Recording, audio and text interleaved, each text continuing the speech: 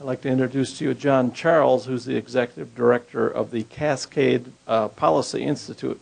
He's also served as the Executive Director of the Oregon Environmental Council for 17 years. His research is focused on transportation, land use, and free market environmentalism. He's been published in newspapers around the country, frequent keynote speaker and guest lecturer on the subject of growth management, taking him to 24 states. He resides in Portland, which we feel sorry for you about that, and authored a chapter on the Portland experience in smart growth in the book, A Citizen's Guide to Smart Growth. Please welcome John Charles.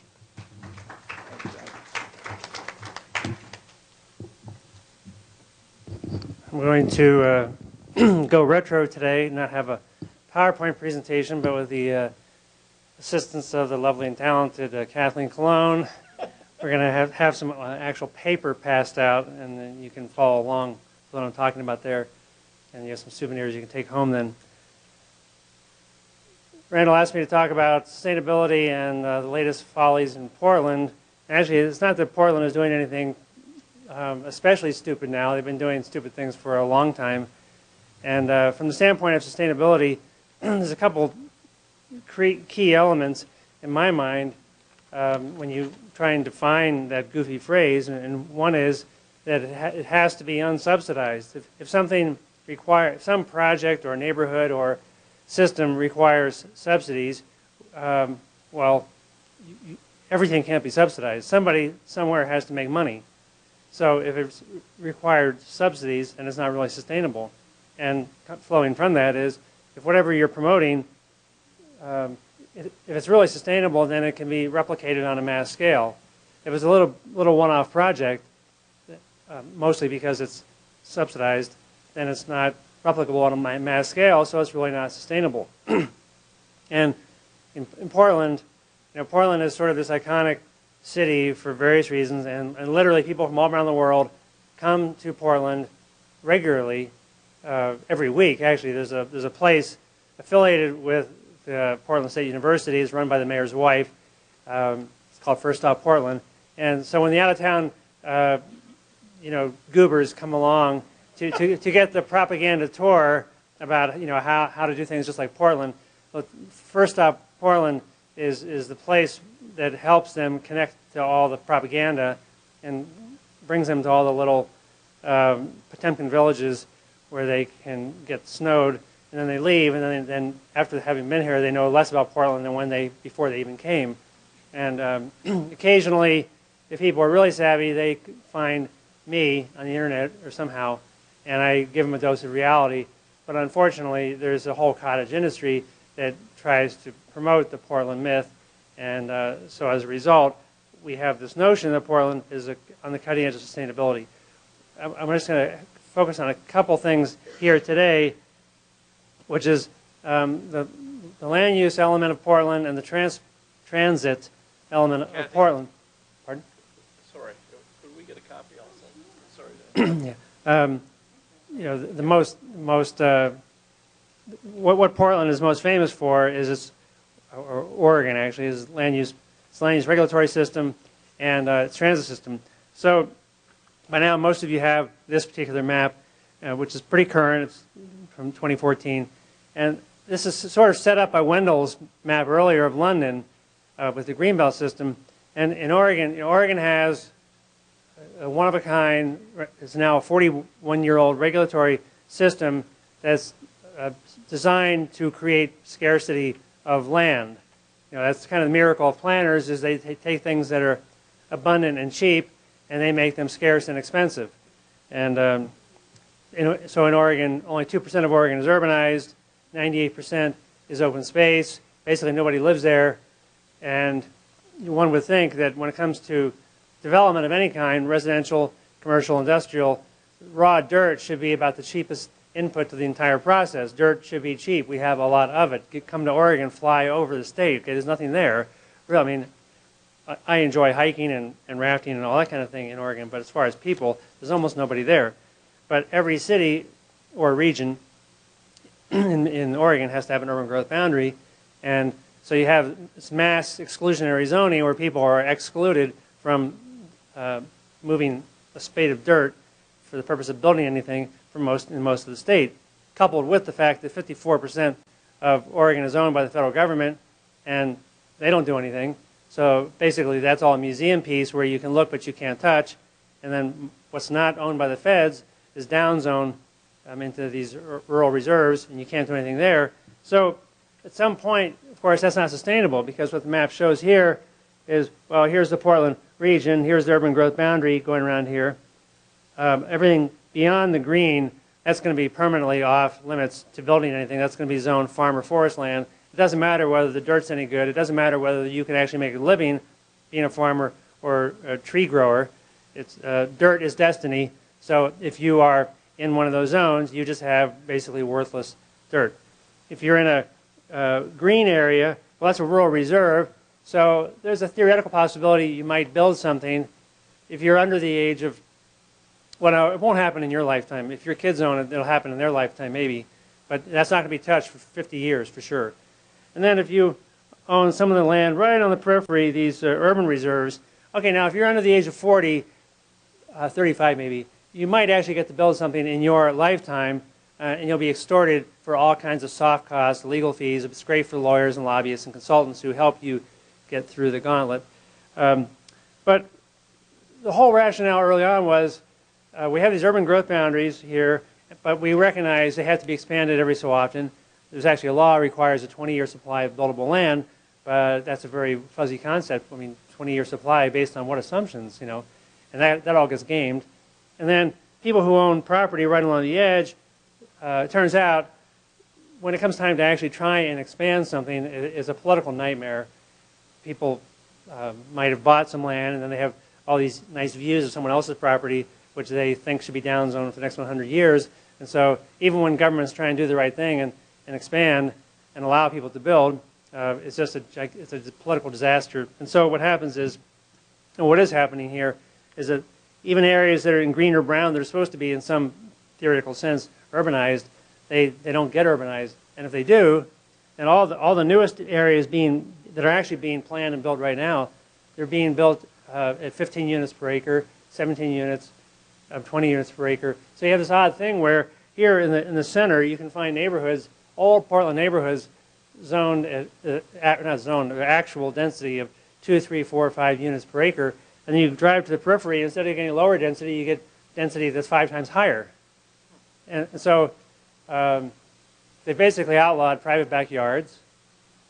And to give you a sense of this, in the county, Washington County, which is the most economically productive county in Oregon, it's right to the west of Portland. It's home to Intel and Nike and Columbia Sportswear. You might have heard of those companies. And they're booming. 20 years ago, the average lot size of a new home was 15,000 square feet. Right now, for the projects being built out there, the average, well, what they're calling executive housing will have 7,000 square foot lots, and everything else will be much smaller. So if you're really rich, if you're an executive, you're the 1%er, you might get a 7,000 square foot lot. And people are just taking this. They actually don't even realize it's happening, but their choice has all been deprived. There's one new development coming on with 2,200 units, and every single unit is an attached unit. 0 single-family detached homes. Well, when you create an artificial scarcity of land so that land is either literally not available or it's too expensive, then you reach the point where it's not sustainable. And actually, in a special session we had, a legislative session in March, even a bunch of so-called progressive Democrats in the legislature passed a bill overriding some of this to solve some of these problems. And I know people who were literally called into the back room and given crayons to mark on a map to just say, look, what does it take to get to yes here? And people suddenly just rezoned with crayons, and it was a very ugly process. But the point is, politicians at some point have to respond to constituents who say, you know what, there is no place to build homes anymore. There's no place to build Intel's next fab facility. And so this is blowing up because planners are trying to create an island economy where there's no more land in a state where there's lots of land. And at some point, you can't fake it anymore.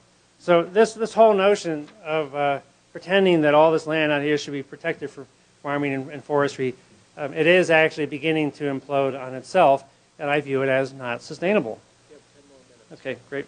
So moving to the transit element, which is even more hilarious in my mind, this yellow sheet is just summarized. TriMet is our regional transit monopoly, and it is about 2 years away from completely imploding, and which I view as a good thing, because I've come to the conclusion after 40 years of advocacy that nothing changes without a crisis. And so it's really true when Rahm Emanuel says, you can't let a good crisis go to waste. Well, absolutely.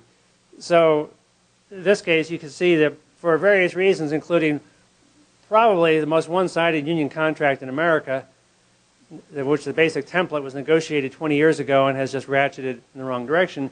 You can see here that benefits I guess the funniest thing is here that in 2001, benefits as a percent of wages were 61%, which would still be pretty high for most places. And now, ever since 2009, they've gone well over 100%. For this most recent year, they're about 158% of wages. And literally, I've never heard of a place like that.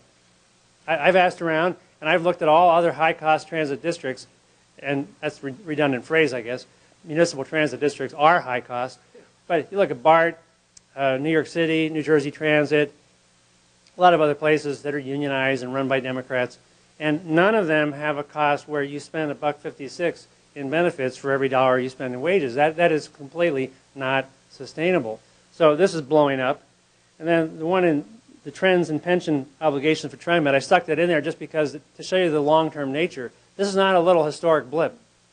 This is a 30-year trend in which unfunded actuarial accrued liability as a percent of payroll was only 17% in '83, and then it went to 52% in '91. It keeps going up a straight line, just a trend.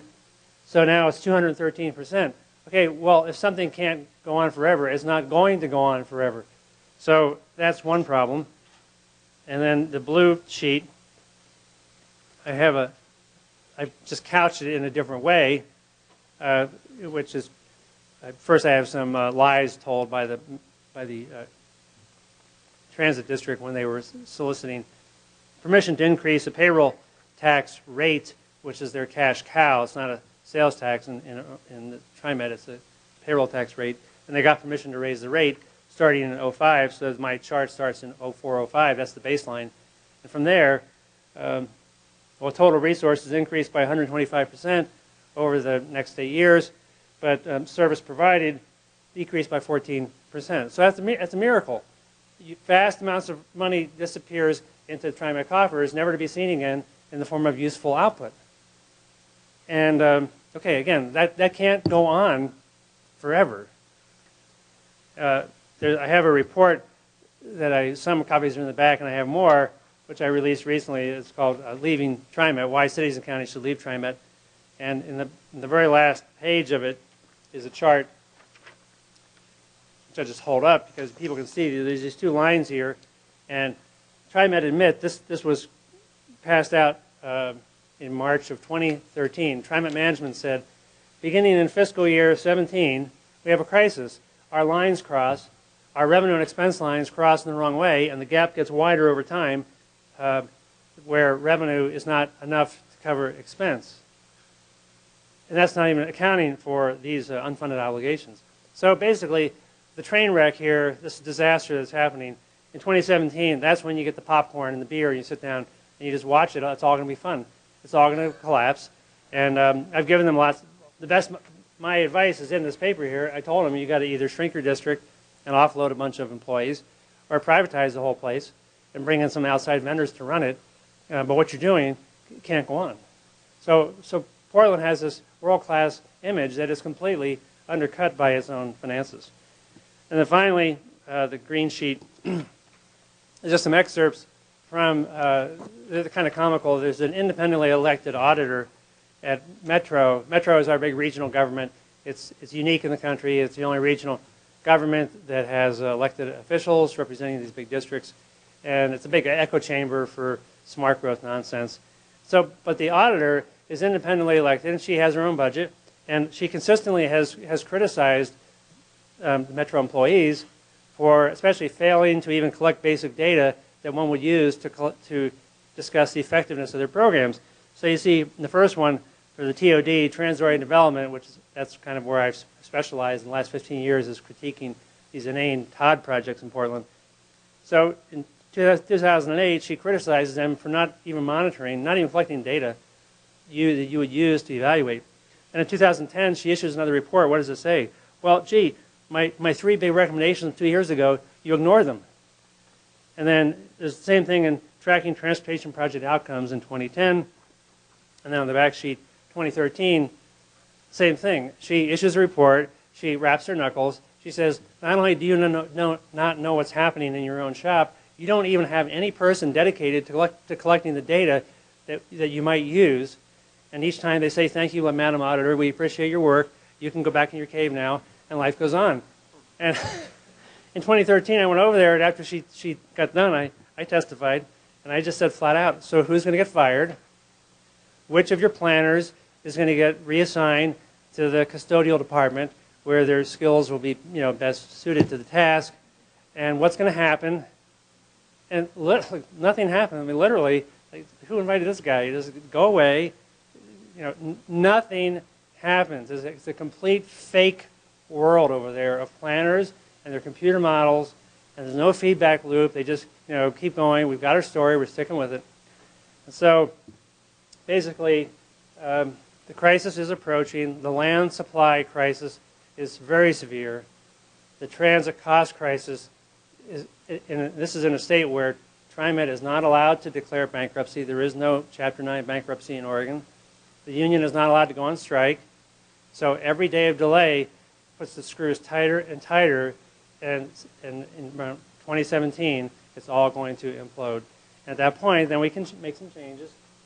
In the meantime, I could publish dozens of papers, and they wouldn't make any difference because, like I said, they've got their story. They're sticking with it. Portland is an internationally prominent planning icon. But eventually, the truth will come out, and then we'll make some changes. And so our job is to make sure that when that crisis happens, and we've got all of our alternatives ready, we've already researched them, and I think things will change, and Portland's reputation will be sullied at that point. But now you have a sneak preview to the coming train wreck from 2017.